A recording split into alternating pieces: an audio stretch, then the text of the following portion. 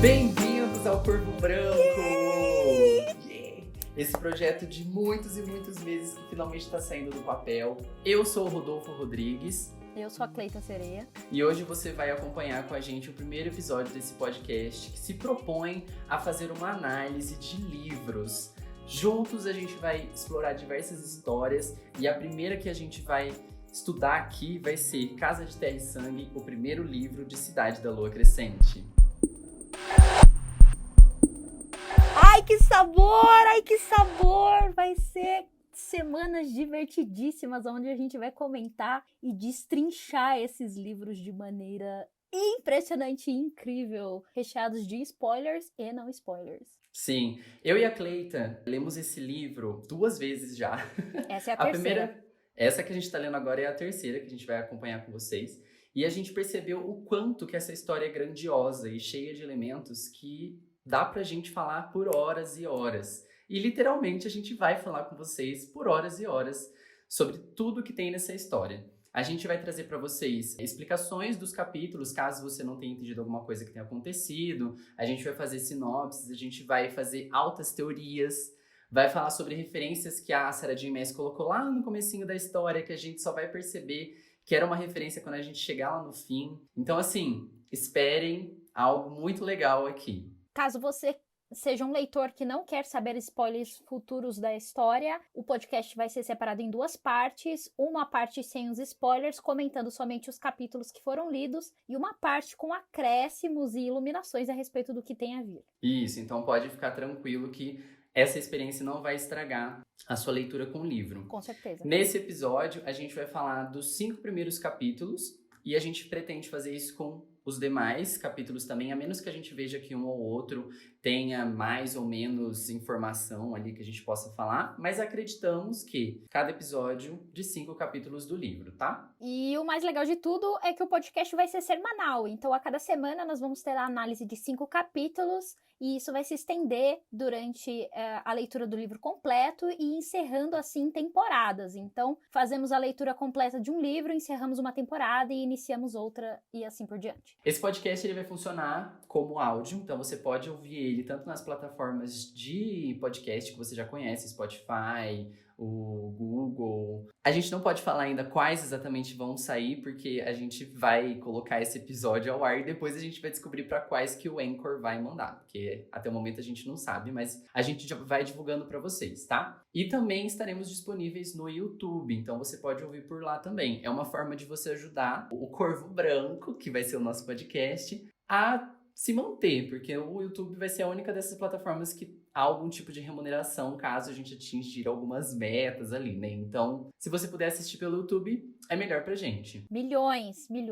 Eu acho que nada mais justo para começar, para todo mundo entender o porquê que este nome foi escolhido. O Corvo Branco foi escolhido especialmente em homenagem à Casa de Terra e Sangue. Ele é um dos lugares que a gente já conhece nos 5 primeiros capítulos do livro. É um lugar que eu e o Rodolfo temos muita vontade de conhecer e por isso a gente decidiu colocar este nome no podcast, que é um nome também muito neutro e que vai nos ajudar também a representar o nosso podcast quando estivermos falando sobre outros livros. A gente quer que essa experiência seja bastante interativa. Então, peço para vocês que sempre que quiserem enviem sugestões, teorias, os próximos livros que você acha que a gente deve ler, tudo isso peço para vocês enviarem pelo nosso e-mail, que é corvobrancopod, de podcast, né? Então, corvobrancopod@gmail.com. Manda para lá os seus e-mails pra gente com teorias, tudo que você achar que deve falar pra gente poder ter uma conversa bem legal aqui sobre o livro. Digo isso porque os e-mails e as mensagens que vocês enviarem pra gente serão lidas aqui. A gente vai ter uma sessãozinha onde nós vamos ler e debater sobre as teorias e os comentários que vocês trouxerem pra gente. E você também pode nos seguir nas redes sociais. Estaremos no Instagram como @corvobrancopod, vai ser a mesma coisa. E também no Telegram. No Telegram a gente pretende fazer um canal, e a gente vai deixar o link na descrição do episódio, que você pode fazer comentários específicos sobre cada episódio. Então não vai estragar a sua experiência, você não vai pegar spoilers, porque nós vamos criar um canal no Telegram, não é um grupo. Então não é como se todo mundo fosse falar lá. A gente cria os tópicos, só eu e a Cleita vamos colocar esses tópicos, E aí, dentro desses tópicos, você abre para você deixar suas discussões sobre o episódio. Vai ser lindo discutir com vocês a respeito deste livro incrível. Eu e a Cleide estamos muito empolgados. A gente tá planejando isso desde fevereiro, né, Cleide? Fevereiro, aham. Fevereiro que a gente falou de, vamos fazer alguma coisa sobre. E a gente tá nessa desde então. A gente ficou em dúvida há muito tempo de qual formato que a gente ia fazer. Se ia fazer em vídeo, se a gente ia fazer o podcast, qual mídia que ia entregar isso para vocês. E a gente optou pelo podcast porque é um tipo de mídia mais longa. Então a gente pode se aprofundar bastante nas nossas discussões e trazer cada vez mais informações para que essa discussão fique maior e mais gostosa. Mas não achem só que o nosso conteúdo vai vir através de áudio. Nós também vamos aparecer em vídeo algumas vezes, então fiquem Sim. atentos no nosso canal do YouTube, sigam a gente no YouTube. Vídeos serão esporádicos, mas vão sim acontecer. Yeah! Sim. Nos vídeos a gente pretende deixar alguns conteúdos mais curtinhos e principalmente algumas teorias, porque eu e a Cleita temos um monte de teorias sobre o que pode acontecer no próximo livro ou nos próximos livros, né? Qual que vai ser o plot da saga como um todo e de vários personagens que vão deixando pistas pra gente e que a gente fica só assim, ó, só pescando, saboreando. Delícia! Então vamos lá, a gente vai organizar o nosso podcast e vão ser sempre nessa mesma estrutura. Primeiro a gente vai fazer uma sinopse desses 5 capítulos. A gente já vai ser o começo da explicação dos capítulos. E aí, em seguida, nós vamos fazer a discussão sem spoilers desses 5 capítulos. E do que aconteceu para trás. Então, quando a gente estiver nos próximos capítulos, a gente vai mencionar desses que foram passando também. Agora, no terceiro bloco, a gente vai ter a discussão com spoilers. Ou seja, a gente vai falar de eventos que acontecem pra frente, nos próximos capítulos que ainda não foram lidos. Então você pode, se você estiver lendo pela primeira vez, parar no segundo bloco, né? Assistir a discussão, ouvir no caso, né? Ou assistir também, porque você pode estar no YouTube, né? Assistir ou ouvir a discussão até o segundo bloco, e aí o terceiro já é com você. Se você quiser ficar, você fica. Depois eu vou até postar uma foto pra vocês verem. Eu marco todas as vezes que aparecem o foreshadowings. Foreshadowings, pra quem não sabe, é uma pista que o autor deixa de algo que vai acontecer lá na frente. Então eu sempre deixo marcado com post-it verde. E a lateral do meu livro tá praticamente inteira verde, de tanto post-it verde que tem. De tanto foreshadowing, tanta pista, que a Sarah vai deixando desde o primeiro capítulo de coisas que vão ser desvendadas lá no final da história. E vamos deixar bem claro aqui que a gente já tem data para o segundo livro ser lançado aqui no Brasil, que vai ser simultâneo aos outros lançamentos fora do país, né? Estados Unidos, UK e Canadá. Então, a gente tá com um presentão aí de em fevereiro a gente já ter esse material. Então, nós estamos gravando, mas nós também já estamos produzindo material pro segundo livro. Sim. Então, vocês vão ter a coletânea completinha, bonitinha da discussão dos 2 livros aqui para vocês se saborearem. Exatamente. Estamos gravando isso dia 17 de dezembro. Ontem, a editora brasileira que publica aqui, Cidade da Lua Crescente, avisou que será lançamento simultâneo, ou seja, os brasileiros vão poder ler ao mesmo tempo que os gringos, o que é incrível. E o que é mais incrível nisso tudo, que o Brasil é a única editora que está lançando com os 3 extras nessa primeira venda, né? Nesse primeiro lote de livros, né? Então, esse primeiro lote é uma edição de colecionador, onde vem esses 3 extras, coisas que fora do país não tem. Você tem que comprar as 3 edições separadas aí, americana, UK e Canadá, para você ter acesso a esses 3 extras. Então, privilegiados. Os 3 extras são contos, né? De alguns personagens ali, né? Conteúdo extra a respeito de personagens específicos que a gente vai conhecer nesse livro. Sim! E vocês podem até falar assim, mas que conteúdo que dá pra vocês lançarem sobre o segundo livro, sendo que ele ainda não saiu? Meus queridos, a capa daquele livro já diz tanta coisa, mas tanta coisa. E algumas informações que pipocam ali também dão algumas dicas pra gente. Então, fiquem atentos. Fiquem atentos.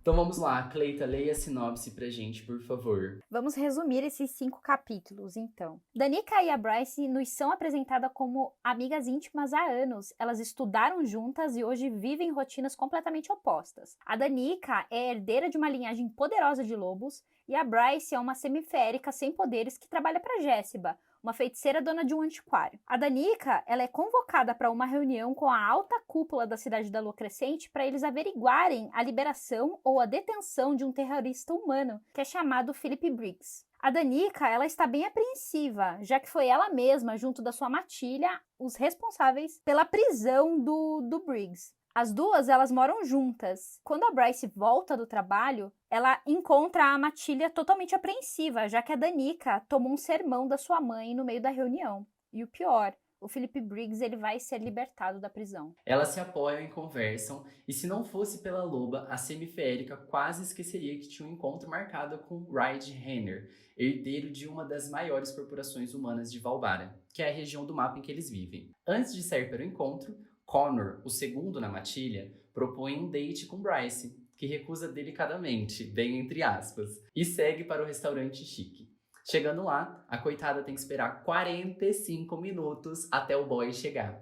E quando chega, não dá a mínima atenção para Bryce, ficando o tempo todo ligado no seu telefone resolvendo negócios. Bryce desiste do encontro, rouba uma garrafa da mesa, marca com outras amigas, a Juniper e a Fury, de se encontrarem no Corvo Branco e tem uma noite incrível ao lado delas. Contudo, quando volta para casa, uma cena assustadora a surpreende.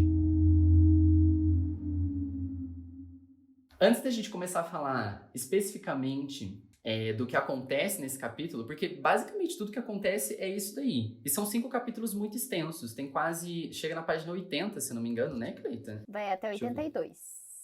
São 82 páginas em que acontece só isso que a gente falou. Só que a Sarah J. Maas, que é a autora, né, do livro, ela tá explicando muito pra gente o que tá acontecendo, onde a gente tá, o que é a Cidade da Lua Crescente, quem que são essas pessoas, como que funciona toda essa mitologia que ela construiu. Então, às vezes, no meio de diálogos, ela começa a explicar pra gente quem que é aquela pessoa, com quem que o personagem tá conversando, e aí a gente vai entendendo e situando melhor. Então eu até entendo algumas pessoas que tenham ficado perdidas nesses primeiros capítulos, porque sim, é um pouco complicado de absorver tudo de começo, mas a gente tá aqui pra explicar tudo pra vocês. Eu acho que é muito legal, principalmente para quem vai reler agora, que a gente conhece uma galera que vai reler agora pela segunda vez em janeiro, ficar atento a esses pontos que vão ser apresentados agora, porque a gente explica os personagens principais da história e também as regiões da cidade, que é o que as pessoas ficam com mais dúvidas, e também com respeito à hierarquia da população e o porquê elas são divididas dessa forma. Para o pessoal que fala que leu e não entendeu isso, a resposta tá nessas 82 páginas que foram lidas. E a gente vai explicar isso pra vocês da melhor maneira possível. Sim, a sensação que eu tenho é de que a Sarah voltou diversas vezes nesse começo e foi lapidando, até ela chegar no que tem hoje. Porque quando você relê, que é o que você comentou, a gente percebe muita coisa. E eu acho que se tivesse começado por aí, sem dar todas essas pistas, elas ficariam muito óbvias caso elas fossem plantadas mais pra frente. Mas como elas estão plantadas aqui, já no comecinho, a gente passa despercebido pelo volume de informações que a gente absorve. É verdade. Então a gente vai começar explicando algumas coisas bem básicas pra vocês. E o primeiro vai ser, quem é a Bryce? Quem que é essa menina aí que vai ser uma das nossas protagonistas do livro? Eu acho que é legal começar falando que o nome da Bryce não é só Bryce Killan. Ela tem um nome do meio. O nome dela do meio é Adelaide. Adelaide. Olha Sim, só. gente, ela se chama Bryce Adelaide Killan. Ela é uma semiférica, ela foi criada por sua mãe biológica e humana, e o Randall, que é o seu pai adotivo. Ou seja, fala-se que ela é uma semiférica por conta disso. A mãe biológica dela é uma humana e o pai dela é um feérico. Nesse primeiro momento, a gente não sabe quem que é o pai dela, tá? A gente sabe que ela tem um meio-irmão, o Ran. Aliás, pronúncias, tá? Abrindo parênteses pra falar de pronúncias aqui. É livre, pode falar o que você quiser. A gente fala Ran pro meu irmão dela, a gente fala Danica, mas você pode falar Danica, Danikay, do jeito que você quiser. Danikay. Pode falar do jeito que você quiser, tá bom, gente? A gente não tá aqui pra Pronúncia é julgar o de ninguém. menos, gente. Ler é o importante. Você lê o nome como você achar melhor, pelo amor de Deus. Esse é um podcast língua portuguesa, estamos aqui PTBR, não vão julgar nenhuma pronúncia. Não sabemos de princípio quem é o pai biológico dela, como eu mencionei, apenas que pode ser alguém importante, já que só pessoas importantes estavam na reunião que a Danica foi. E o Ran estaria lá. Então, se estava só a alta cúpula da Cidade da Lua Crescente, a Danica foi, a gente vai falar mais pra frente porque que ela é importante. E o irmão dela, meio-irmão, né, o Ran, tava lá, então o Ran também é importante, né? Mas a gente só vai descobrir mais pra frente. Ela trabalha em tempo integral pra Jessiba, que é uma feiticeira de mais de 400 anos, que se afastou das bruxas e que agora responde apenas ao sub-rei, que é o comandante da Casa de Chama e Sombra e também do Quarteirão dos Ossos. A gente vai explicar mais pra frente o que é o Quarteirão dos Ossos, a gente vai mencionar como a Cleita disse, cada uma das partes da cidade. No antiquário, trabalha com ela a Lerrabá, ou Lerraba, como você preferir. Ela é uma duende de fogo e a gente vai falar mais sobre ela mais pra frente, porque tem muito a ser dito sobre ela, ela é um personagem muito legal que vai aparecer bastante ainda na história. E eu e a Cleita temos muito afeto a Lerrabá. Ela é maravilhosa. Como só um pequeno parêntese sobre a Lerrabá. Aqui no comecinho do livro tem as 4 casas de Midgard e tá falando ali sobre cada uma delas, né? Lá embaixo tem tem um asterisco falando: duendes foram expulsos de sua casa como punição pela participação na queda e agora são considerados inferiores, embora muitos se recusem a aceitar o fato. Ou seja, a Lerrabá, a gente já sabe desde o princípio que ela não é livre, ela não tem liberdade, então ela trabalha ali forçada, tá bom? Ela é escrava. Ela é uma escrava. O legal de tudo é que a história começa apresentando a amizade da Bryce com a Danica e explica onde essa amizade surgiu. A Bryce, ela estudou história na UCLC junto da Danica, então as duas se conheceram na faculdade e viraram amigas desde que começaram a dividir um quarto por ali. Sim, o CLC é a Universidade da Cidade da Lua Crescente. Isso! Então, a gente vai percebendo em alguns detalhes de que a gente está falando de uma fantasia que se passa em um outro mundo, então uma alta fantasia, como o pessoal gosta de falar, né? Só que é um local muito avançado tecnologicamente. Então, elas têm universidade, sabe? É como se fosse a vida que a gente vive hoje. Isso, inclusive, a própria Sarah J. Maas já deixou bem claro em uma entrevista que ela deu que sim, é uma sociedade tecnológica avançada, assim como a nossa. Nós sabemos que a Bryce, ela não é um ser poderoso, porque ela fez um exame com uma Mad Bruxa. A Mad Bruxa é os médicos da cidade, então quem tem o poder de cura, de ajudar, de fazer curativos e afins são bruxas, então quem tem essa especialização são chamados de Mad Bruxas. Então a Bryce fez um exame com uma dessas para saber mais sobre esse lado férico e ela descobriu que ela não tem nada de poder, somente que ela tem o que os meios féricos têm, que é a idade mais prolongada. Então ela consegue viver mais anos, que é mais ou menos até uns 800 anos. O que difere da Danica, que aí a Danica sim tem aí horrores de poder e o livro cita, isso você vai falar para baixo, né? Sim. Ela até menciona, né, a Bryce, nessa passagem que ela comenta isso, de que ela vai ver os pais dela morrerem. O que é normal para pessoas, né, porque é esperado que os filhos vivam mais que os pais, né, mas no caso, ela vai viver muitos e muitos anos além disso e pode ser que ela esqueça dos pais. Esqueça do rosto deles. Imagina que coisa mais triste. É triste demais, porque é muito tempo, né? Não é igual nós vivemos aqui, sei lá, 30 anos, 40 anos a mais, né? Ela tem a capacidade de viver até 800 anos, então, né? Uau! É. Então, como é mencionado, o Randall, que é o pai adotivo da Bryce, é um cara militar. Então, ele entende muito de armas, de treinamento físico, e ele passou tudo isso pra Bryce. Então, a gente sabe que a Bryce, ela é muito boa de mira, e que ela sabe lutar corpo a corpo. Isso já vai se provar importante nesses 5 capítulos. E isso foi um requisito dos pais dela para que ela fosse morar na cidade da Lua Crescente, em Lunation, sem eles, né?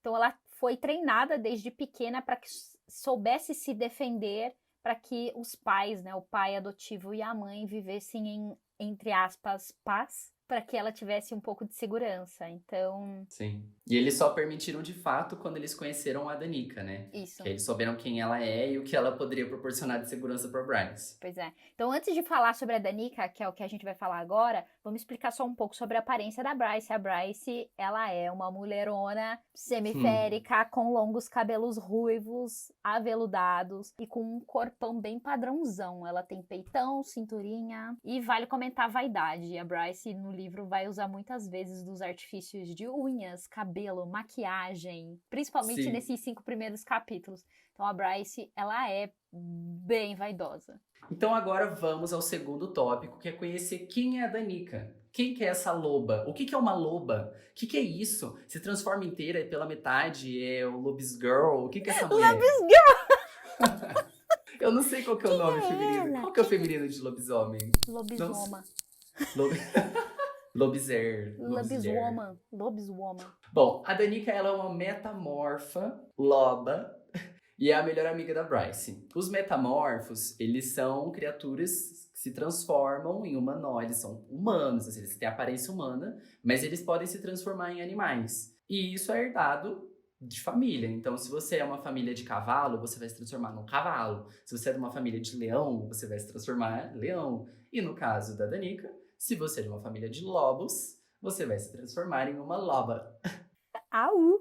Late coração, cachorro. Lá de coração. A Danica, ela é a líder da Matilha dos Demônios, que é a mais temida do AUX, que são as tropas auxiliares regidas pelo Comitium, mas com diversas equipes de diversas espécies. Vale fazer um adendo aqui. Isso me confundiu muito e pode confundir vocês também. O nome da matilha é Matilha dos Demônios. É como eles se identificam. Não que eles sejam demônios, tá? Eles são metamorfos e Isso. são lobos. O nome da matilha... Existem várias matilhas. Pensa numa grande comunidade de lobos e a matilha, que é controlada pela Danica, se intitula Matilha de Demônios. Então, é o que difere eles das outras matilhas. Isso. E aí, pra ajudar na confusão, além de matilhas de lobos, eles têm matilhas de diversas outras espécies. Então, vai aparecer mais pra frente matilha de raposa, matilha de Leão. cães, de leões. Então, são... Por mais que matilha, na língua portuguesa, seja um conjunto de lobos ou de cães, aqui pode ser usado para outros animais também. E também me confundia muito esse negócio da AUX, das tropas auxiliares, que eu não entendia se era uma coisa só dos lobisomens, só dos metamorfos, no caso, né? Ou se era de geral. Mas aí a gente vai entendendo que essa AUX, e a gente vai falar mais sobre ela mais pra frente, ela é uma divisão de tropas ali da cidade da Lua Crescente, onde vivem diversas espécies de diversos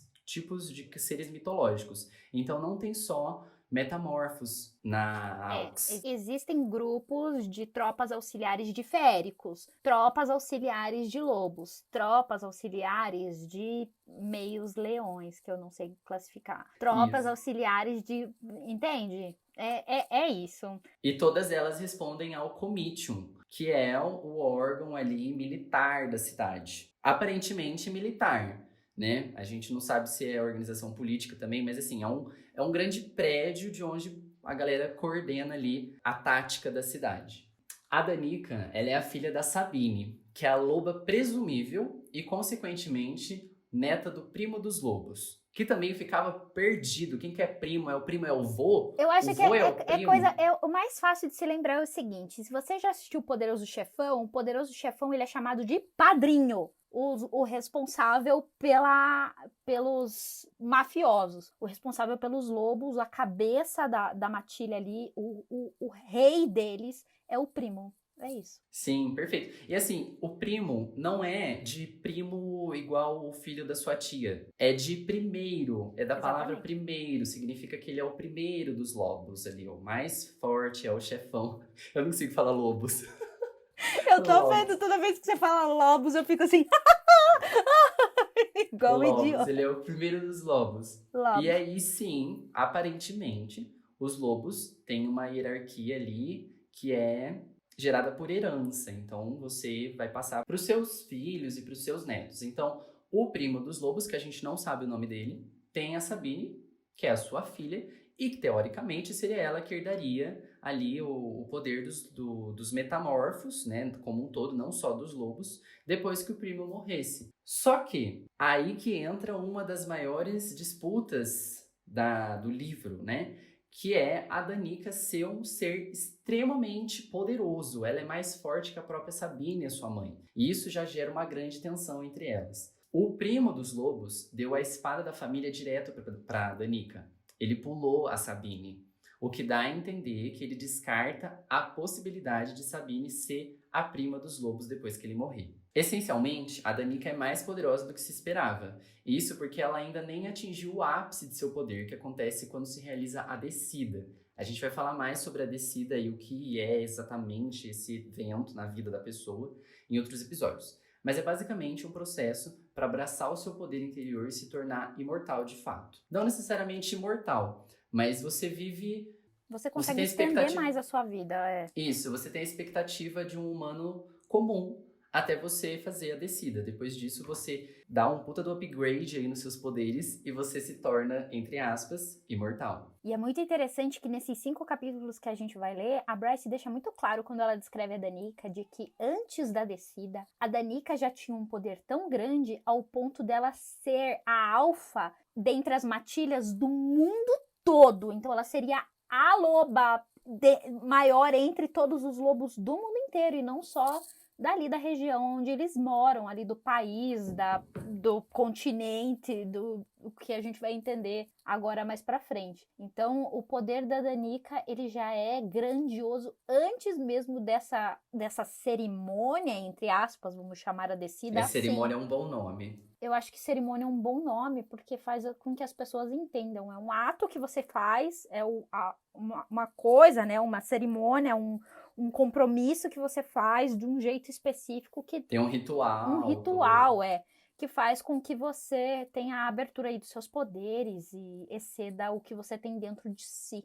Então, a Danica, ela não precisou nem fazer isso para ter um poder grande fazendo a descida. Ela seria milhões. Ela seria milhões. E agora a gente vai pro terceiro tópico, que é o que é a cidade da lua crescente. Vamos entender o que é essa sociedade, como que ela funciona, como ela se estrutura, onde que a gente está do mapa, porque se você abrir aqui o livro, a primeira aba do livro, a gente tem atrás da orelha um mapa da cidade da lua crescente. Somente. A gente não tem o mapa da região, do mundo em que a gente está. Mas a gente tem algumas explicações já nesses 5 primeiros capítulos de onde está localizada a cidade da Lua Crescente. Então ela é uma cidade da região sudeste de Valbara e é o local mais próximo da região de Pangea, onde está acontecendo uma guerra entre humanos e os Vanir. Os humanos não são dotados de poder e já estavam em Midgard, que é o planeta, desde antes da chegada dos Vanir. Então a gente já tem um nome novo aí que é Midgard. Midgard é o planeta. A Terra. Pensa na Terra. O nome da terra é Midgard. Isso. Aliás, Midgard é o nome que o pessoal da cultura nortenha, o pessoal da mitologia nórdica, chamava a Terra. Então, Midgard era a Terra para eles. E a gente vai ver um monte, mas um monte mesmo de referência a diversas mitologias aqui, mas principalmente mitologia nórdica. Então a gente tem Midgard, que era o planeta, e a gente tem essas diversas regiões. A gente só conhece 2 por enquanto. Valbara e Pangea. A cidade da Lua Crescente fica dentro de Valbara. Se a gente sabe que os humanos não têm poder, em contrapartida, os Vanir são todos os seres dotados de algum aspecto mágico. Entre os principais estão os anjos, os metamorfos, os vampiros, féricos, feiticeiros, bruxas, etc. Então todo esse pessoal que foi apresentado como algo diferente de humano e animais comuns, né, são os Vanir.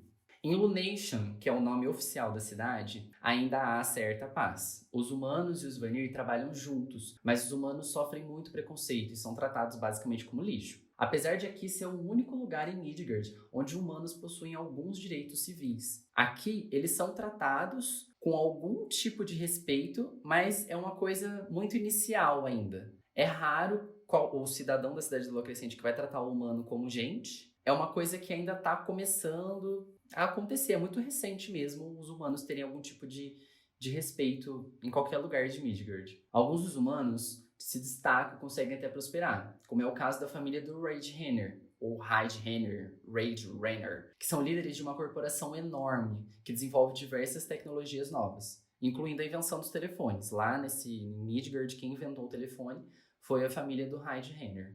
Agora vem a parte interessante, aonde a gente conhece os portões que delimitam a cidade. Então, existem 6 portões que delimitam essas áreas de certas espécies. E essas são 5 rosas, que entram os feéricos, que são liderados pelo rei Autonal. Tem o Bosque da Lua, que entram os metamorfos, que são liderados pelo primo dos lobos, que é o avô da Danica. Vale lembrar que os metamorfos incluem outras espécies que não lobos, tá? Tem a região do rio Istros, que entra os habitantes da Casa de Muitas Águas, que é liderado por mim.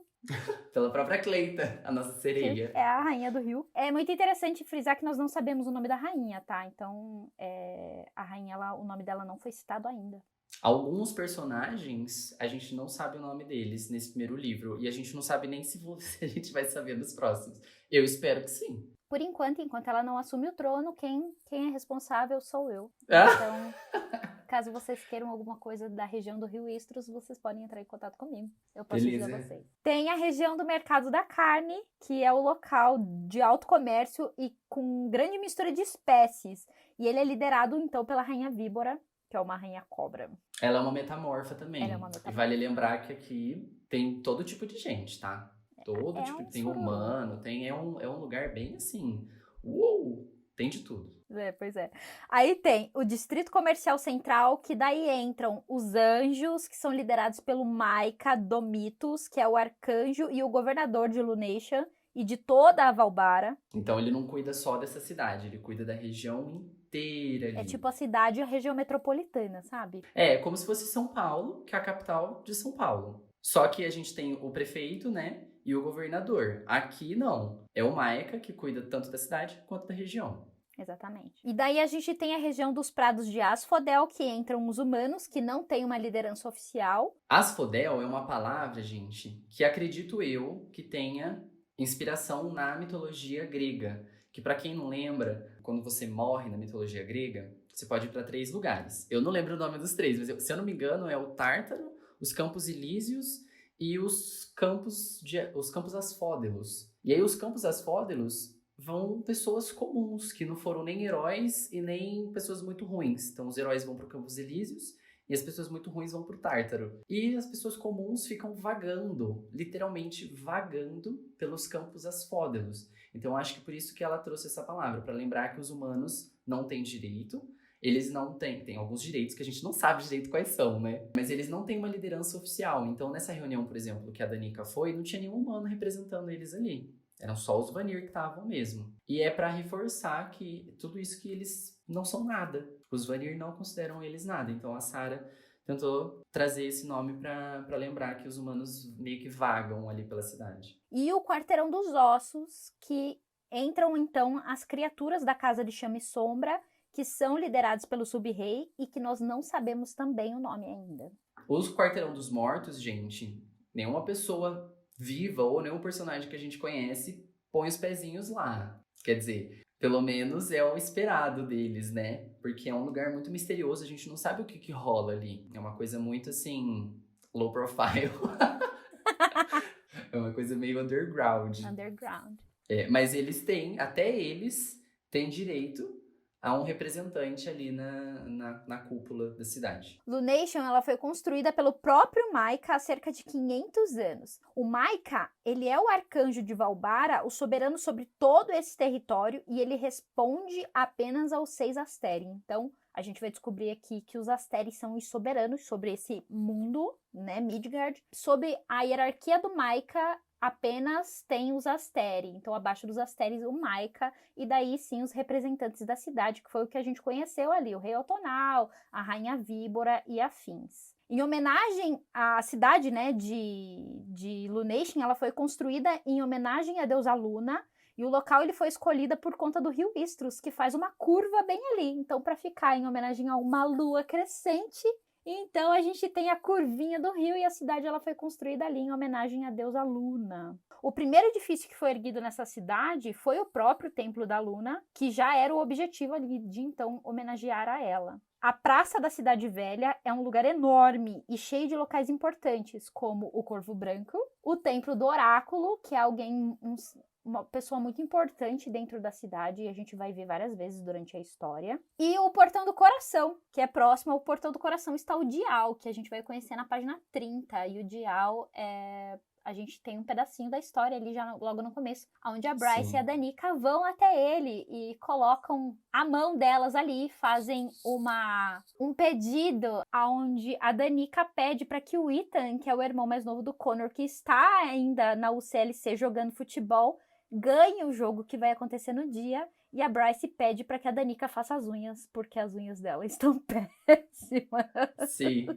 Ai, muito boa. As duas têm uma química de milhões. Eu amo muito, sabe? Elas, assim, cara, eu amo. A Sarah J. Maas conseguiu, em 82 páginas, criar um laço de amizade incrível, incrível. Assim, Incrível. algo a qual presenciei poucas vezes em histórias. O japonês, ele vai ler, então, na íntegra a descrição do Dial, porque ele é bem interessante, porque ele descreve bem certo a separação das casas, né, que são apresentadas na história. Então, cada uma tem um simbolismo, e esse simbolismo está nesse Dial, que é esse portão, e isso é muito legal de conhecer. Em uma saliência a mais ou menos 1,20 m do chão, via-se o Dial, um bloco de ouro maciço incrustado com 7 diferentes pedras preciosas, uma para cada quadrante da cidade, a insígnia do distrito correspondente gravada abaixo. Esmeralda e uma rosa, representando 5 rosas. Opala e um par de asas para o Distrito Comercial Central. Rubi e um coração, em homenagem à Praça da Cidade Velha. Safira e um carvalho, símbolo do Bosque da Lua. Ametista e um punho humano, para os prados de Asphodel. Olho de tigre e uma serpente, brasão do mercado da carne. E ônix, tom negro que sorvia a luz, e uma caveira com 2 ossos cruzados, indicando o quarteirão dos ossos. Embaixo do arco de joias e emblemas, um pequeno disco dourado se erguia de leve, o metal gasto pelas inúmeras mãos e patas e barbatanas que qualquer outra espécie de membro.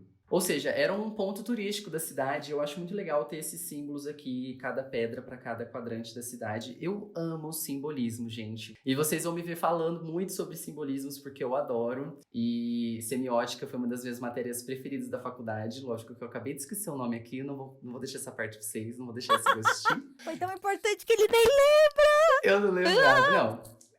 Mas eu adoro.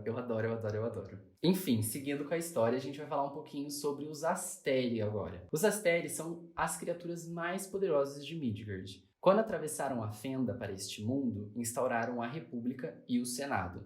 E todas as criaturas vivas e não vivas desse mundo respondem a eles. Eles lideram os arcanjos, como a gente mencionou anteriormente, que governam as regiões de Midgard. Não sabemos se os Asteri são considerados Vanir, já que são entidades que podem estar em outra categoria de poder. Eles podem estar bem acima ou serem Vanir também. Não sei, isso não ficou muito claro na história. Eles eram 7 Asteri, mas uma morreu e restam apenas 6. A morte dela é motivo de muitas teorias que eu e a Cleita vamos falar aqui mais adiante, tá? Mas na primeira página do livro já diz que no ano 33 da Era Vanir, ou seja, logo depois que eles chegaram, o Senado Imperial da Cidade Eterna decretou cada casa às quais cada Vanir responde. Eles deram certo limite de autorregulamentação para as espécies, mas todas respondem aos Asteri, até os humanos. Principalmente os humanos, já que a maioria são propriedade escrava do Senado. Então vamos entender bem a lógica da hierarquia. Nós temos as casas,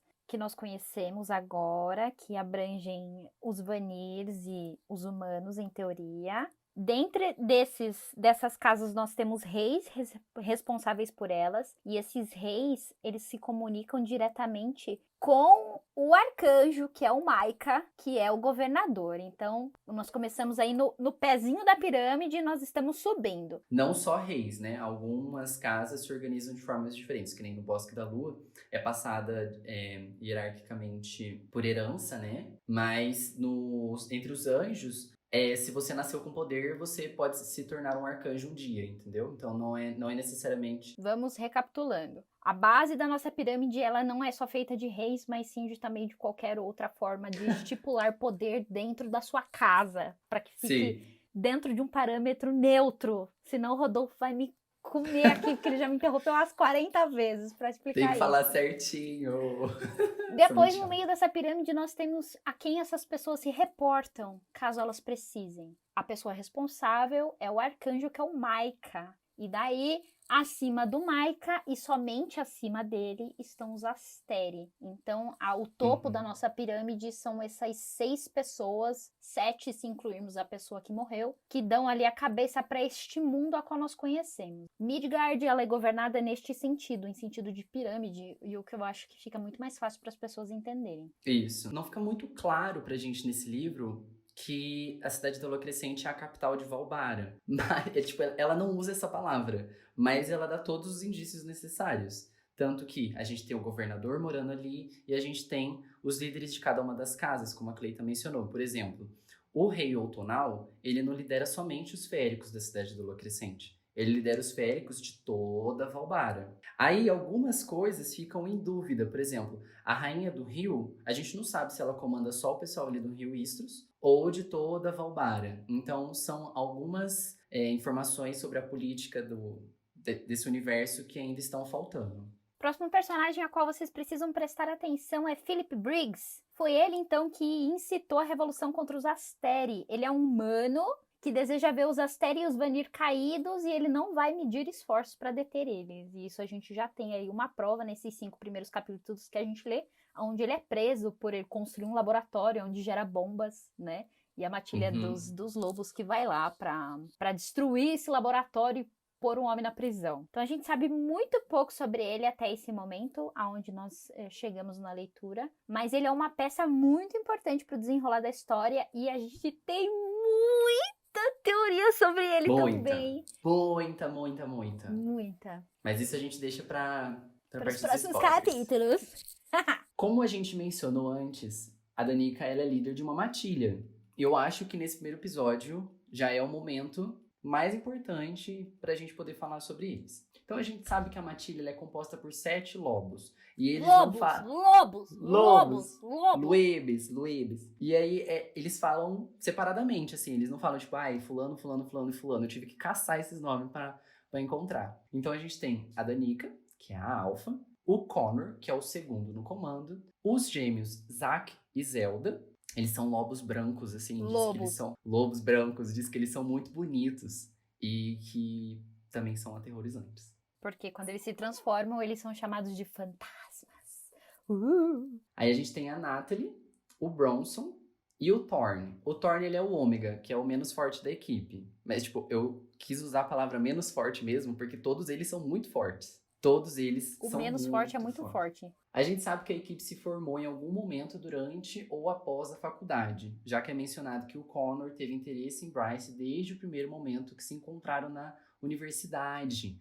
E a Danica, que ainda não era sua alfa, pediu que ele não desse em cima dela, a menos que a Bryce deixasse claro que podia. É uma matilha recente. Eles não devem ter mais que, 5 anos de existência como matilha. Eles já têm, seus 24, 25 anos. E ainda assim, eles conseguiram se tornar a tropa mais poderosa ali da AUX. Aparentemente, recebem missões tanto do Bosque da Lua quanto dos representantes do AUX, tá? Então, eles respondem a esses 2 líderes aí, né? O Ethan, ele é o irmão do Connor e não é um membro oficial da matilha, apenas de honra. Ele é a pessoa preferida da Bryce dentre os lobos. Ela gosta muito dele e eles trocam muitas mensagens, assim, eles são muito divertidos, eles se gostam, são miguxos. O Ethan é o irmão do interesse romântico ali, né? Então... Ela diz no livro claramente que depois da Danica, o Ethan tem uma importância muito grande pra ela. Ele é a segunda pessoa mais importante pra ela depois da Danica. E é legal a gente atualizar o roubo do chifre, que é o que acontece como foco principal nesse livro a cada capítulo. Sim, tá? Vai ser uma coisa constante aqui a gente falar desse bendito chifre. Então já vamos até criar o momento chifre da Luna aqui, que a gente vai fazer atualizações da investigação desse chifre.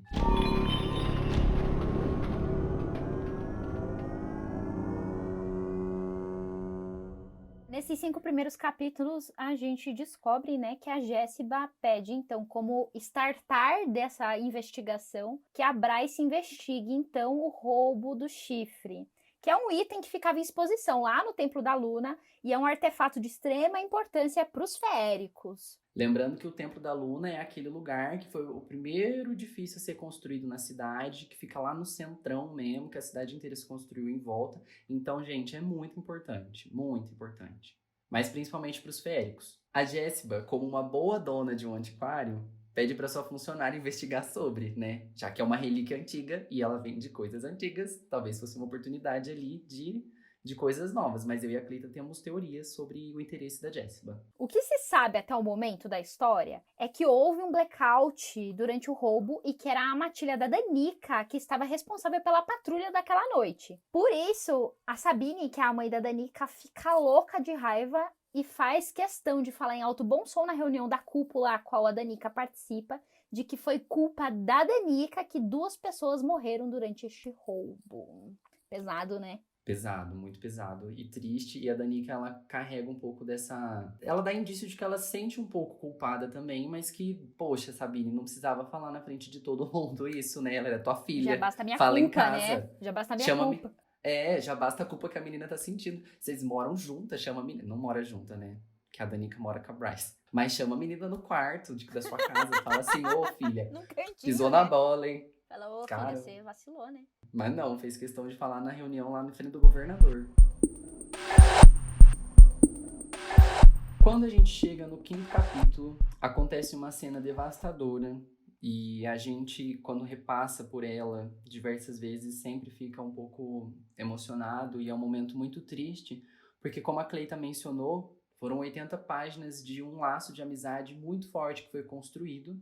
E quando a Bryce volta do Corvo Branco, ela encontra a matilha inteira morta, em frangalhos, completamente destruída. Só que aí tem algumas coisas que a gente tem que se atentar ali, né? A Bryce, ela ainda estava meio drogada. Ela tinha usado Raiz Alegre, que é tipo de um baseadinho, e Caça-Luz, que é tipo de um pó de cheirar. E aí ela fica completamente atordoada, e ela fica assim, meu Deus, eu tô vendo isso aqui que eu tô vendo é real mesmo? E aí quando ela se dá conta que é real, ela ouve um barulho no corredor e sai correndo atrás, na esperança de que ela consiga catar essa coisa que fez isso com os amigos dela, né? E consiga se vingar de alguma forma. No caminho, ela encontra a criatura atacando um anjo e salva esse anjo da quase morte. E aí, meus queridos, é com esse cliffhanger que a gente encerra esse 5º capítulo. Pois é, eu queria, antes de finalizar, frisar a forma a qual uma pessoa encontra seus melhores amigos mortos, né?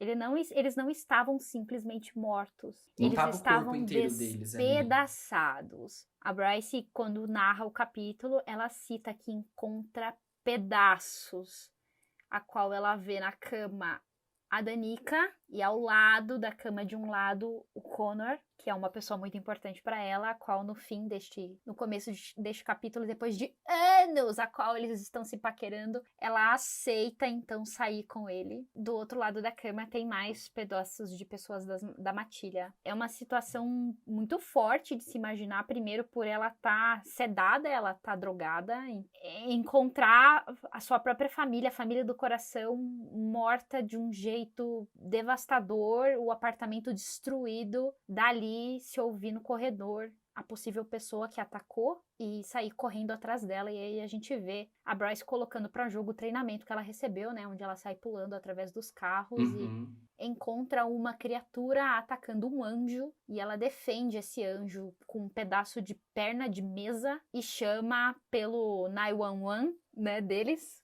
que é a central médica ali deles, a central emergencial dos anjos, para que a procurem através do número de telefone. Então o capítulo acaba assim. E toda vez que eu leio, eu choro. É muito emocionante, eu também fico bem triste. Cleita, se você me permite, eu quero ler uma passagem rapidinho aqui. Pode ler. Você vai me fazer chorar? Provavelmente. Tô na página 54, e aí a Danica tá conversando com a Bryce, logo antes da Bryce encontrar o Hyde Henner.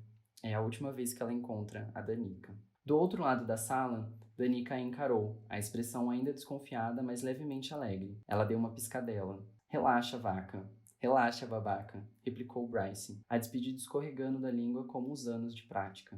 Mas foi o amo você, extra, enquanto saía para o corredor sombrio, que fez Bryce hesitar com a mão na maçaneta. Danica havia demorado alguns anos para pronunciar aquelas palavras e ainda as usava com parcimônia. Esse é o último encontro das duas.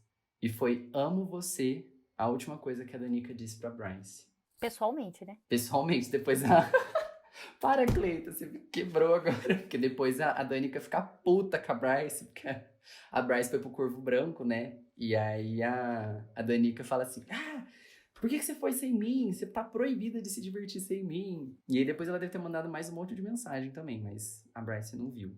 Mas o pior de tudo pra mim é a parte onde o Connor tá conversando com a Bryce e daí ele fala ali, você parecia deliciosa quando saiu do apartamento. E daí Sim, ele diz aqui, eu acho que em inglês essa parte fica um pouco melhor. Que capítulo que é? Porque ele deve ter falado assim, ela perguntou como que eu estava, tipo, how do I look, eu acho. E ele deve ter não, ela não respondido. pergunta pra ele how do I look. Ele fala do nada, assim. Ele fala, você falou sério sobre a pizza? E daí ela fala, pareço estar de brincadeira, Connor? Isso. E daí ele fala, você parecia deliciosa. Porque ela estava bem vestida. Lembra que ela usou um vestidinho piriguete pra ir no lugar dos ricos? Eu tenho quase certeza que em inglês ela deve ter falado alguma coisa assim. É tipo, do I look...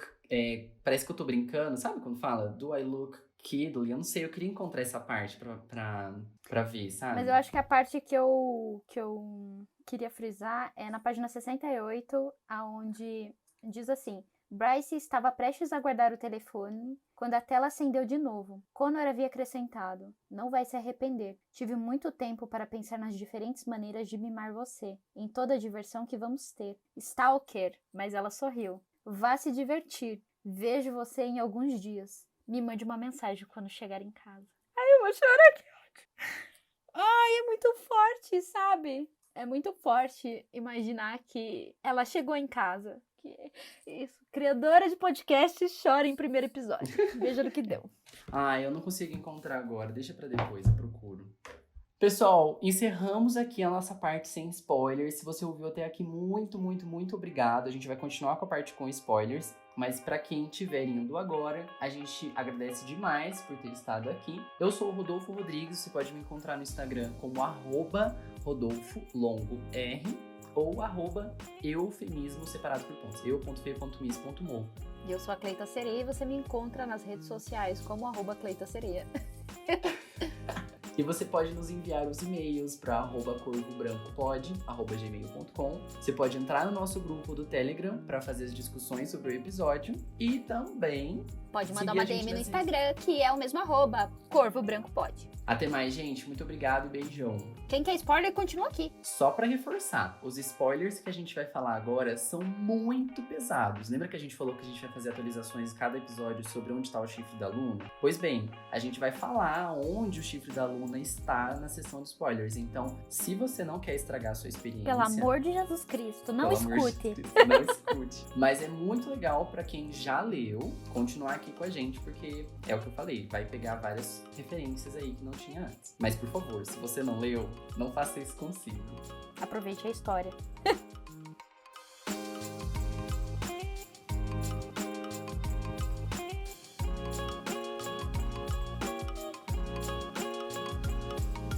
Gente, agora eu e a Cleita vamos falar um monte. Gravei Nossa. uma hora. É só pra isso que a gente pra chegar fez. nessa parte, meus amores. É só pra isso que a gente fez esse podcast. Porque o livro inteiro é cheio de foreshadowing. São aquelas indicações que eu comentei de um fato futuro que vai acontecer ainda, mas que ele já traz aqui pra esse momento da história, adiantando o que vai acontecer. Então, assim, tem um monte de coisa. E o legal é que eles foram tão bem construídos que a gente passa despercebido por eles e a gente só vai se tocar, como eu falei, lá na frente. O primeiro foreshadow, que é ali logo no começo, né? E um dos melhores, é que durante o livro todo a Sabine fica pra Bryce, cadê minha espada? Onde é que você pôs minha espada? Cadê minha espada? E a espada da Danica tá guardada no armário do antiquário. Já a primeira coisa que acontece é a Danica chegando no antiquário, guardando a espada dela no armário. É a primeira coisa que acontece. E tava ali desde o começo. Pois é. Aí a Bryce, ela reclama da dor na tatuagem, enquanto a Danica não sente nada. E aí a gente tem dois foreshadowing em um só. O primeiro é que há algo de diferente na tatuagem da Bryce, porque a da Danica não dói. E segundo, que, tipo, é o chifre que tá ali, gente. É o chifre. Pra quem não lembra, o chifre está o tempo todo tatuado nas costas da Bryce. Que a Danica, ela esfarelou, botou no liquidificador o chifre, transformou em pó, misturou com tinta de bruxa e mandou o cara tatuar nas costas da Bryce. Enquanto a Bryce estava bêbada. Nossa, Por esse favor, é o não maior façam spoiler. isso. No primeiro episódio nós já estamos entregando ouro aqui, ó. Entregando ouro, mas é o que a gente falou, gente. Não fiquem. Pois é. Aí, é uma coisa que eu fiquei em dúvida, nem nenhum foreshadow. É dito que tem um gerador no antiquário, que a própria Jessica faz questão de deixar ele ali. Só que a gente sabe que a energia que é usada na Cidade da Lua Crescente é a Prima Lucy. A prima Lucy. Oi, Prima Lucy, como é que tá? A Prima Lucy, bem filha da Vera. Ela é a Prima Lux, com um X no final. E a Prima Lux, ela é gerada no momento da descida. Ela emana da pessoa quando ela está fazendo a descida. E como que existe um gerador disso, sabe? Como que existe um negócio capaz de gerar a Prima Lux? Eu fiquei muito me questionando isso. Como que a Jéssica tem um trem desse ainda? Mas deve ser alguma coisa comum. Pode ser que isso seja uma pista, como pode ser que isso seja um furo, sabe? Pode ser que a Sarah simplesmente colocou ali e esqueceu que a energia não é comum. A Jessica pede para Bryce investigar o roubo do chifre. Será que ela teria interesses pessoais no chifre da Luna? Ela desconfiava que Bryce tivesse alguma relação? Será que ela e Danica trabalhavam juntas? E aí, minha gente, a Jessica, ela é um alvo de muita teoria. Porque se você chegou até o final do livro, você sabe que ela estava macomunada ali com o Aidas. Porque no epílogo tem uma conversinha segura o spoiler, pelo amor de Deus, deixa o homem aparecer. Mas a gente tá falando com quem já leu o livro inteiro, não é? Essa é a parte com spoilers. Eu espero. Eu espero. Se você tá aqui e você esqueceu de sair, eu peço desculpa. Mas aí, assim, ela é dona de um antiquário e ela só quer vender o chifre no mercado negro? É isso que ela quer fazer? Não, acho que não. Eu acho que a Jessica, como a gente sabe que ela tem um monte de livro guardado ali no porão do antiquário e que naqueles livros existem informações muito valiosas sobre aquele chifre, muito provavelmente a Jessica já sabia do poder daquele chifre e ela estava querendo usar para alguma coisa. Será que era para trazer o Aidas? Será que era para ela ir até o Aidas? Será que era para ela fazer a mesma coisa que o Micah queria? Enfim, não sabemos. A gente não sabe se a Jessica tá do nosso lado ou se ela é uma inimiga. Nosso lado que a gente fala é a Bryce, tá? Eu tô do lado da Bryce. Estamos do lado da Bryce. Agora um negócio muito legal. Todas as vezes que a Bryce menciona o chifre nesses 5 capítulos, a Danica, ela demonstra algum tipo de nervosismo. Seja uma balançada na cauda, porque os primeiros capítulos ela está no modo loba. Loba. Seja pedindo pra Bryce manter o colar arquesiano no pescoço. A Bryce usa um colarzinho de proteção que ela ganhou da Jessica no pescoço. E a Danica frisa para que ela fique com aquele colar e não tire aquilo, pelo amor de Jesus Cristo. Um indício muito legal de que a Danica demonstra nervosismo e que passa às vezes muito por alto das pessoas é na página 22, onde a Danica ela dá uma olhada pra câmera quando a Bryce toca no assunto do chifre e ela olha pra câmera do antiquário. Uhum. Dando uma boa pista de que ela sabe alguma coisa sobre o chifre. Então... e também faz a gente lembrar de que a Sabine teve que trocar as câmeras que estavam próximas do Templo da Luna para poder salvar a Danica. Mas amigo, isso é Ou muito seja, spoiler. Mas é que você falou da câmera. Mas eu tô falando da câmera no quesito da Danica ficar nervosa com, tipo, a Sabine sabe o que eu fiz, entendeu? E a Sabine ou a Jessica? A Jessica sabe o que eu fiz, entendeu? Não que a Sabine, a furunfada que a mãe dela fez. Sim, a Jessica pode saber mesmo. Claro que sabe, você acha que não? Eu acho que ela desconfiava, amiga, porque se ela soubesse de fato, eu acho que a Jessica já teria ali dado um jeito de catar a Bryce e tirar o chifre dela, sabe? Seja pro bem da Bryce, seja pro mal da Bryce. Porque a gente não sabe, reforçando se a Jessica é legal ou não. Ó, na página 22 também, o Micah, ele demonstra um grande interesse no chifre da Luna, ameaçando o ladrão de quem roubou, né, o chifre com a crucificação pública. E isso já aponta aí uma plantinha de tipo, por quê? Né, Maika? Quê? Por quê? Vamos ver nos próximos capítulos. Pois é. Seguindo a ordem das páginas, na página 24, a Danica, ela é apresentada como a única da matilha que não realizou a descida. Por um bom tempo, eu e o japonês pensamos muito a respeito do quão triste seria se ela já tivesse feito a descida e talvez ela tivesse sido forte o bastante para não ter se sucumbido totalmente ao ponto do porém que vai acontecer, que eu acho que é muito spoiler, eu não vou falar. E porque eu quero induzir vocês a continuarem ouvindo e não vou entregar o ouro até o fim, mas Tá bom. Vou tentar segurar mais também. pra que não acontecesse o que aconteceu, risos. Ela poderia ter sobrevivido. Eu acho que esse é o grande ponto. Talvez se ela tivesse feito a descida, algo na minha cabeça e na cabeça do japonês deixa muito claro que ela poderia ter sobrevivido se ela já tivesse feito a descida. A gente ficava muito triste pensando nisso, né? Mas daí, quando a gente descobre o que aconteceu, né? A gente fica chocado que mesmo sem ter feito a descida, somente com o poder da droga que ela ingere e o poder próprio que ela tem, ela destroça literalmente toda a matilha de lobos, que em teoria é a matilha mais forte da cidade. Então imagina se essa mulher fizesse a descida, o quanto que ela não seria foda. Tipo, cara, ela seria o poder que a Danica teria na cidade seria algo assim ridículo de se fomentar, sabe? Ridículo de poder, realmente. Diversas vezes ao longo da investigação, a Bryce diz que acredita que o blackout tem a ver com o roubo do chifre. E pra mim isso chega a ser patético, gente, já que o chifre sumiu durante o blackout. A Bryce, ela fica assim, nossa, será que tem alguma coisa a ver? Eu acho que tem alguma coisa a ver o blackout, hein? Ela fala isso várias vezes durante o livro e, tipo, o chifre literalmente sumiu durante o blackout. Pois é, mas é a forma que a Sarah J. Maas tem de jogar um shadow, de você ficar assim, tipo, mas se você não presta atenção na ordem dos acontecimentos, você cai na pegadinha Você do nem malandro. lembra que rolou um blackout. Pois é. Esse ponto me interessa muito e quem já conversou comigo a respeito de Casa de Terra e Sangue sabe que o meu fascínio na história tá empregado nesse grupo de pessoas. A parte onde a Bryce deixa bem claro que foi no primeiro dia de trabalho dela no antiquário, ela recebeu de, entre aspas, presentes da Jéssica, um colar arquesiano para proteção. Proteção que a Jéssica vai explicar futuramente que é para ela fazer as coisas do trabalho dela sem ser prejudicada. Sim, porque a Bryce, ela lida com obras muito valiosas ali. Ela vende, ela negocia com gente muito poderosa da cidade. Tanto que ela, né, tem os contatos famosos dela ali, gente poderosa. Ela mexe com muito dinheiro. E aí é por isso que em tese, né, a Jéssica deu esse colar pra ela. Mas eu e a Cleita não engole isso, não. Não, porque é deixado muito claro, e isso é um baita de um spoiler, que no fim do livro, no epílogo, a Jéssica está sentada num banquinho conversando com ninguém mais. Ninguém menos que Aidas, o maioral. E aí, depois, mais pra frente, a gente vai descobrir quem é esse Aidas, que eu não vou falar aqui, mas que talvez eles estejam trabalhando juntos e que essa proteção sirva pra algum meio a qual o Aidas vai precisar futuramente.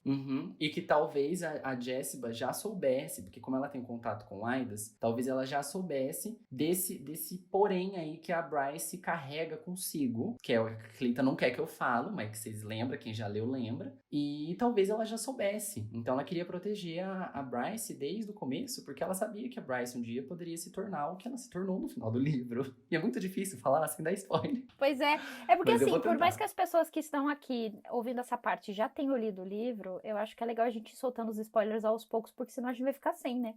Então, se a gente...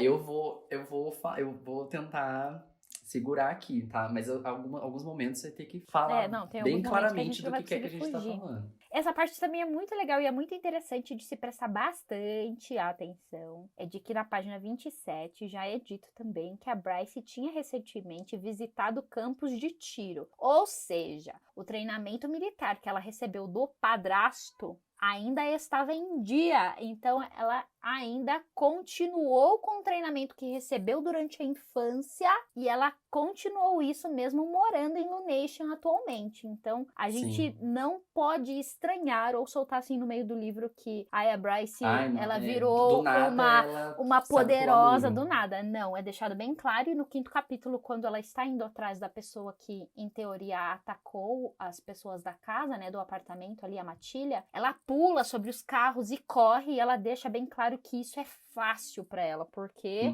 ela tem um Ela treinamento fez o pra isso. treinamento. Então, Sim, eu acho isso até legal. Agora, falando de um outro aspecto da história, que eu gosto quando existem justificativas da história de por que que o personagem tem tal tipo de corpo. Então, por que que a Bryce ela é toda padrãozuda, colchão, bundão, forte, não sei o quê? Porque ela faz o treinamento a vida inteira. Sabe, ela é academia desde que ela era criança, então é por isso que ela tem esse corpão, assim, né? Que é tão valorizado no livro. Não é uma coisa que tá ali de graça, só porque ela é, em tese, gostosa. Não. Ela treinou pra caralho. Então, tipo, o Hunt que vai aparecer mais pra frente, ele também tem aquele corpão porque ele malha todos os dias. Ele, tipo, a rotina dele é ser aquilo. E alguns personagens, por exemplo, a Jéssica, a gente não sabe como que é o corpo dela. E eu acho isso legal, sabe? Porque a Sarah, ela tem essa mania de todo mundo é padrãozão. E aí aqui não necessariamente. Existem pessoas de todos os tipos. e vamos deixar bem claro que Bryce não é branca, tá? Bryce, ela não é negra, mas ela também não é branca. Continuando em ordem da história, passa-se pelo Dial, e o Dial vai aparecer poucas vezes na história, mas como eu tava comentando agora em off com a Cleita, quando ela começou a descrever em detalhes o Dial, da primeira vez que eu li o livro, eu falei assim, esse troço pode ser importante no final. Ainda mais porque é dito lá que quem der a vida pela cidade, perderá o... Eu falei,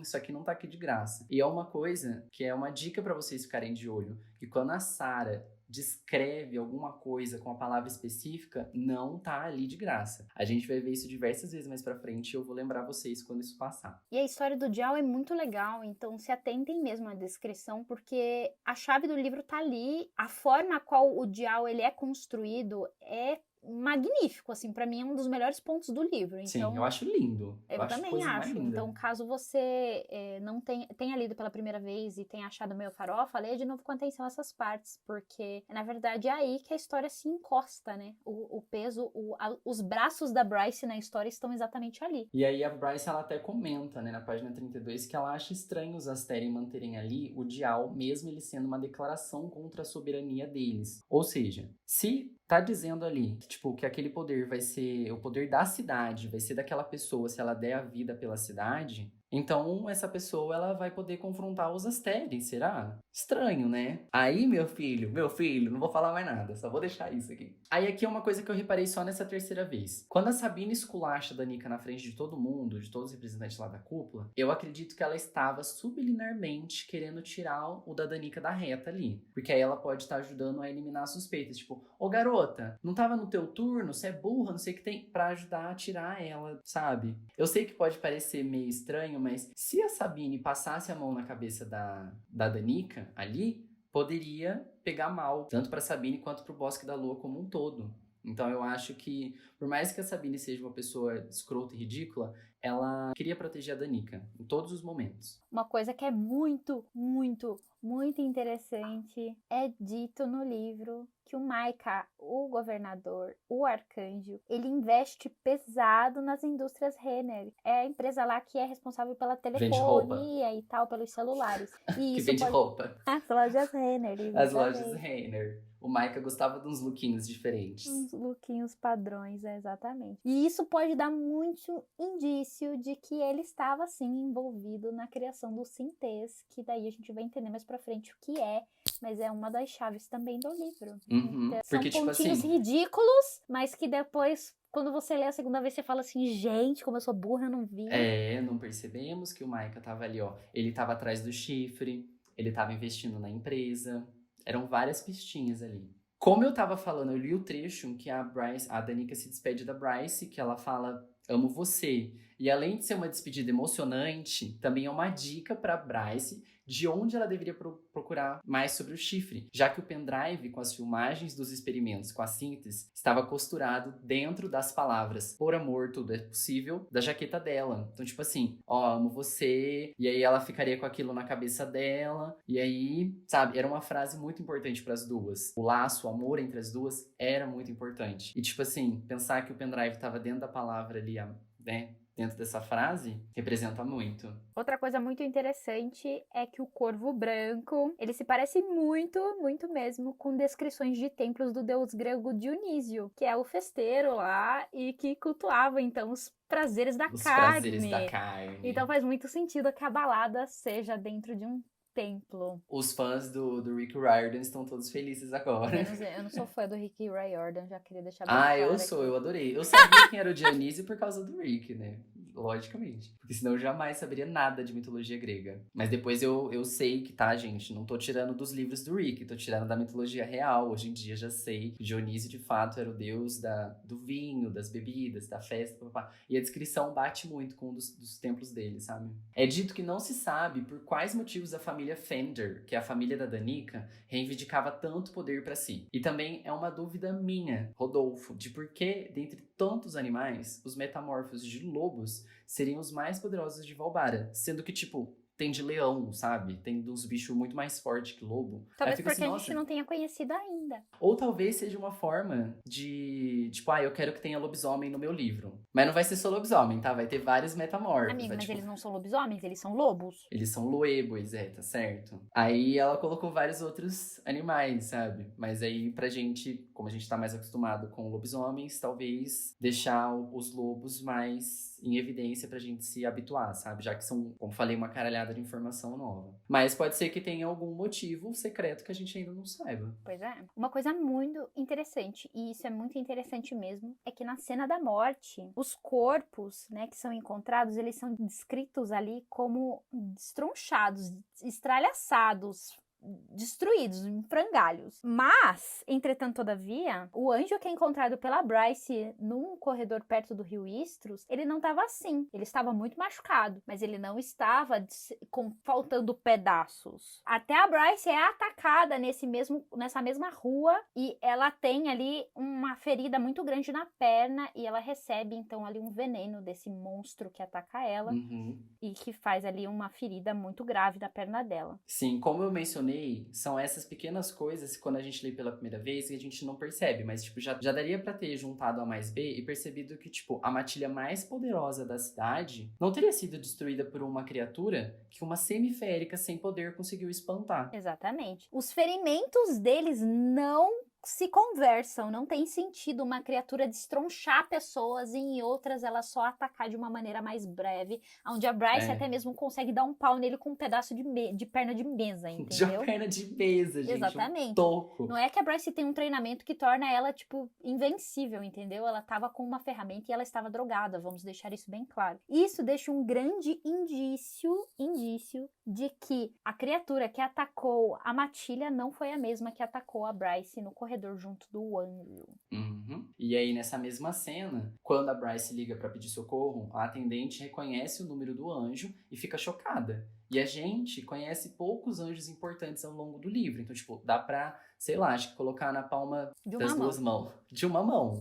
Quais são os anjos tão importantes a ponto de alguém ter ficado chocado de ser ele, sabe? Então a gente deu uma bobeada ali de perceber quem que era esse anjo. Mas, assim, ao longo da história. Porque eu, quando tava lendo a primeira vez, nem lembrava que esse anjo tinha sido atacado. Eu nem lembrava que era um anjo. Eu achava que era, tipo, ok, uma pessoa, entendeu? Sim, eu esqueci. Porque a Bryce agora vai ficar reclamando dessa dor na perna pro resto do livro.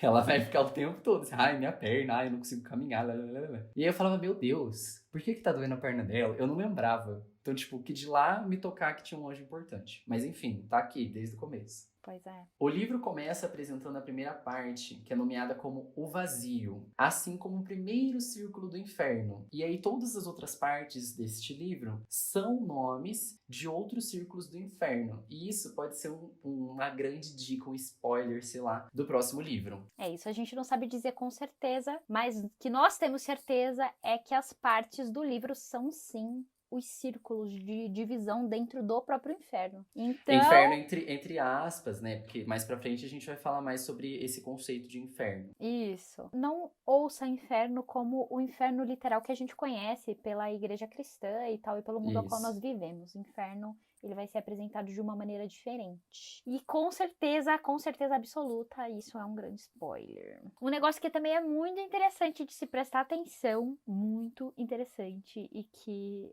relendo agora pela terceira vez, também me chamou muita atenção, foi sobre o esquema de segurança que a Jéssica cria dentro deste antiquário. Ali ele é descrito na página 12 como uma tecnologia de ponta e feitiços de primeira para proteger um antiquário simples. Então, por que um antiquário que tem, tudo bem, esculturas e livros raros, tem uma tecnologia de ponta? O que tem dentro deste antiquário que precisa de um esquema de proteção tão grande, Sim, sabe? porque quando fala feitiços de primeira, tecnologia de ponta, é a coisa mais avançada que existe, sabe? A coisa mais avançada que existe, ela tem lá. Imagina um esquema de segurança de um presídio de segurança máxima pra prender, sei lá, a gente, sabe? É tipo isso, é discrepante. A gente não oferece perigo nenhum, eu acho. Pois é. E o último ponto, e que é muito triste, é a tensão que é criada entre o Connor e a Bryce, que eu queria muito, muito ter visto muito mais. Eu acho que a Sarah J. Maas podia ter dado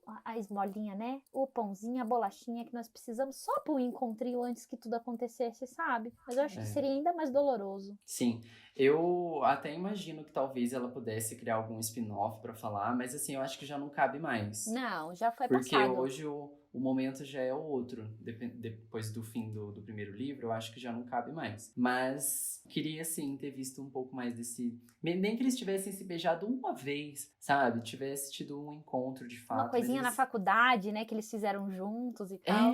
Eles não chegaram nem a se encontrar. Não. Porque a Danica pediu pro Connor que ele nunca... respeitasse, né, o espaço da Bryce até que ela quisesse. Que ele nunca fosse pra cima dela, sem ela explicitamente deixar. É o feminista, não é mesmo? Sarah J. E Maas. assim nasceu o feminismo. E assim nasceu o feminismo, olha só. Puxa vida. Gente, acabou! Acabou o primeiro episódio do Corvo Branco. Meu Deus, 1h40 falando. Caramba, deu 1h40 de bruto. Vamos ver quanto que isso aqui vai dar depois. Pessoal, muito obrigado a todo mundo que ouviu até aqui. Sintam-se muitíssimo convidados para acompanhar essa história com a gente. Então, a cada semana a gente vai ler os próximos 5 capítulos e a gente vai conversando sobre eles. Não se esqueçam de conversar no grupo do Telegram. Cuidado! Quem chegou até aqui sabe de spoiler já, então cuidado para onde vocês vão colocar esses spoilers, tá? É isso. Obrigado, gente. Siga a gente nas redes sociais e comente com a gente o que vocês acharam de pontos legais no podcast. É isso mesmo. Só reforçando então, envie e-mails para corvobrancopod@gmail.com. No Instagram, mesma coisa, Corvo Branco Pod. E eu sou o Rodolfo Rodrigues. E eu sou a Cleita Sereia. E até o próximo Corvo Branco. Tchau! Tchau!